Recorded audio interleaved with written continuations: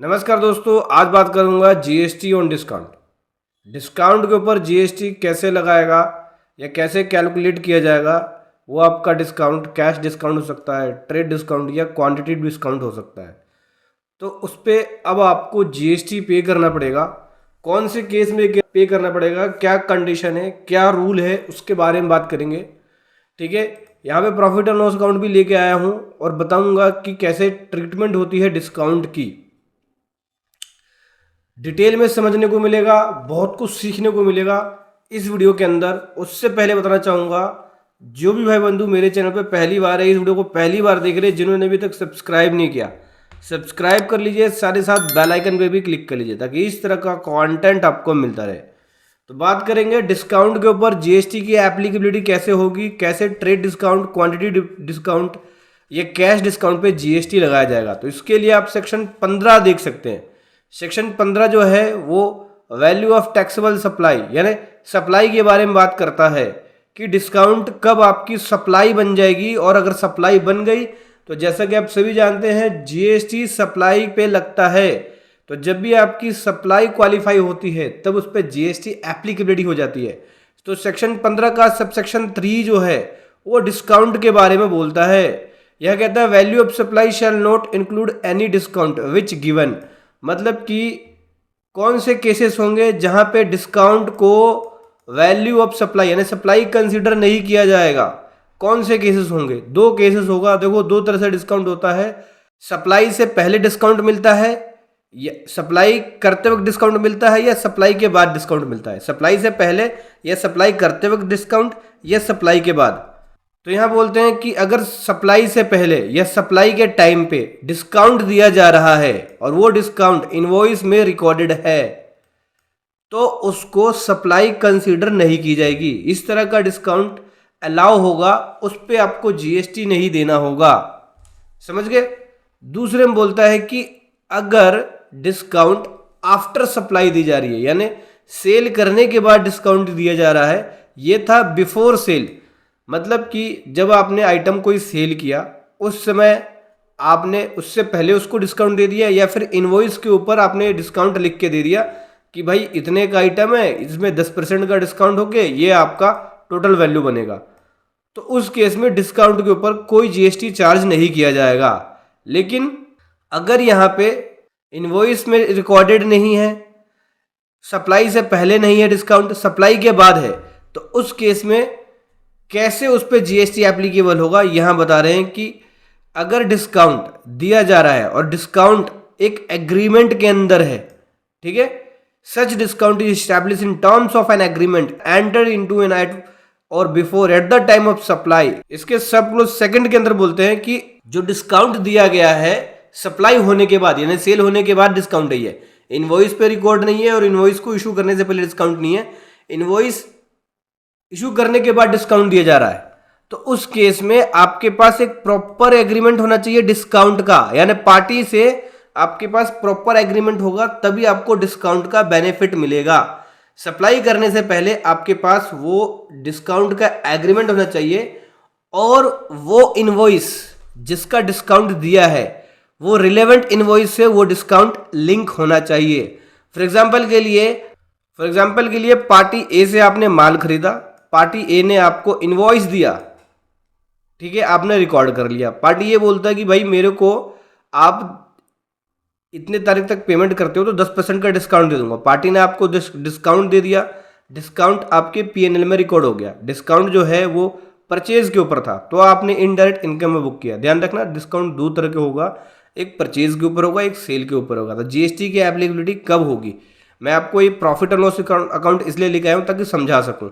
देखो, दो तरह के डिस्काउंट होंगे, एक होगा सेल के ऊपर, जो मैं सेल करूंगा उसके ऊपर डिस्काउंट होगा।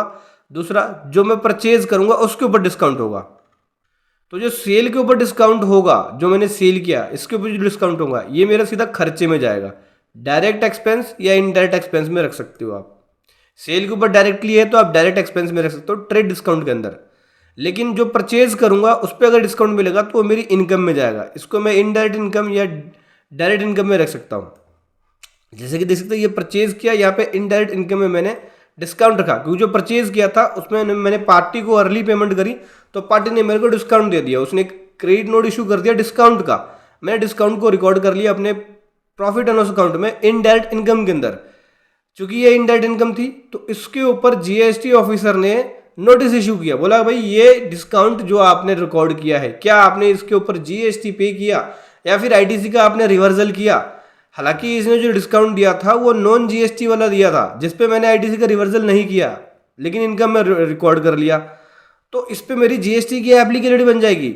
लेकिन अगर सेक्शन 15 के सबसेक्शन 3 के कंडीशंस को फुलफिल कर दूंगा तो जीएसटी की एप्लीकेबिलिटी नहीं बनेगी, क्योंकि ये जो सब डिस्काउंट मिला वो परचेज होने के बाद यानी सप्लाई होने के बाद डिस्काउंट है, यानी आफ्टर डिस्काउंट है। तो इसमें अगर आप देखेंगे सेक्शन 15 का सबसेक्शन 3 में दो तरह के डिस्काउंट है, एक तो इनवॉइस के ऊपर रिकॉर्ड हो, दूसरा इनवॉइस इशू करने के बाद हो। लेकिन उस केस में अग्रीमेंट होना चाहिए और वो डिस्काउंट रिलेवेंट इनवॉइस से लिंक होना चाहिए। तो जो क्रेडिट नोट मेरे को मिला डिस्काउंट का, मैंने बुक कर लिया उसको और मेरी इनडायरेक्ट इनकम में आ गई, तो इस क्रेडिट नोट पे उस इनवॉइस का जिक्र था जो मैंने माल परचेज किया था, यानी ये क्रेडिट नोट उस इनवॉइस से लिंक है। तो इसके अंदर जो कंडीशंस है वो कंडीशन में फुलफिल कर पा रहा हूं। दूसरा, जिससे मैंने डिस्काउंट लिया हमारे बीच में अग्रीमेंट था, तो दोनों ही कंडीशन मैंने फुलफिल कर दिया, तो क्या हो गया, ये डिस्काउंट सप्लाई के अंदर क्वालिफाई नहीं होगी और मुझे इसके ऊपर जीएसटी पे नहीं करना पड़ेगा। यानी सेक्शन 15 के सब सेक्शन 3 के क्लोज को अगर आप सेटिस्फाइड कर देते हो तो आपको उस केस में उसके ऊपर जीएसटी पे नहीं करना पड़ेगा। अगर ऐसा नहीं होता है, कैसा नहीं होता है, अग्रीमेंट भी नहीं है और नहीं वो इनवॉइस से लिंक है डिस्काउंट, तो उस केस में क्या होगा, सबसेक्शन 3 का क्लोज बी का सब क्लोज सेकंड देखो, यहां बोलते हैं कि आपने जो आईटीसी लिया है डिस्काउंट के ऊपर, अगर ये कंडीशन ऊपर वाले फुलफिल नहीं कर रहे हो तो उस तरह के आईटीसी का जितना भी उसका प्रपोर्शन बनेगा वो आईटीसी यहां पर रिसिपेंट रिवर्स करेगा। ठीक है, रिवर्सल करना पड़ेगा इसको आईटीसी का, यानी उसके ऊपर जितना भी आईटीसी लिया होगा उसको रिवर्स करने पड़ेगा, कुल मिला के जीएसटी पे करना पड़ेगा। क्योंकि जो आपने परचेज किया उस पर आपने आईटीसी ले लिया होगा, फिर आपको डिस्काउंट मिला, तो जब आपको डिस्काउंट मिला आपकी इनकम बन गई, इसके ऊपर आपको आईटीसी रिवर्सल करने की रिक्वायरमेंट थी, तो आपने आईटीसी की रिवर्सल नहीं करी। आईटीसी की रिवर्सल नहीं करी तो आप उस केस में आपको टैक्स देना पड़ेगा और इंटरेस्ट और पेनल्टी भी देना पड़ सकता है अगर नोटिस आए तो। लेकिन अगर आप ये प्रूफ कर देते हो कि आपके पास अग्रीमेंट है और वो इनवॉइस जिसका मुझे क्रेडिट नोट रिसीव हुआ डिस्काउंट का, वो इनवॉइस उस क्रेडिट नोट के अंदर मेंशन है, वो इनवॉइस से लिंक है, तो उस केस में मेरी डिस्काउंट यहाँ पे सप्लाई के अंदर क्वालिफाई नहीं होगी और मुझे उसके ऊपर कोई भी टैक्स नहीं देना पड़ेगा, कोई भी आईटीसी रिवर्सल नहीं करना पड़ेगा। समझ गए दोस्तों? तो कैसे ट्रीटमेंट करना है डिस्काउंट का जीएसटी के अंदर, चाहे वो कैश डिस्काउंट हो, ट्रेड डिस्काउंट हो, क्वांटिटी डिस्काउंट हो, ऐसे ट्रीटमेंट करना है। शॉर्ट समरी में बता दूं आपको कि डिस्काउंट दो तरह के हैं, एक सेल होने के बाद है, एक सेल होने से पहले है या सेल होने के टाइम पे है। सेल होने से पहले या सेल होने के टाइम पे अगर डिस्काउंट इनवॉइस में रिकॉर्ड है तो उसके ऊपर कोई भी जीएसटी नहीं पे करना पड़ेगा।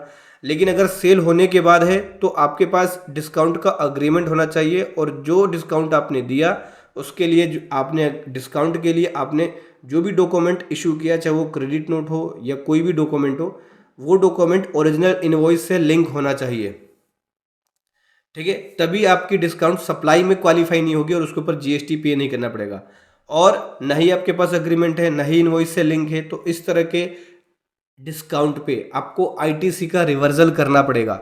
आपको आईटीसी की रिवर्सल करने की रिक्वायरमेंट पड़ेगी, नहीं करेंगे तो इसके ऊपर टैक्स, इंटरेस्ट और पेनल्टी भी लग जाएगी।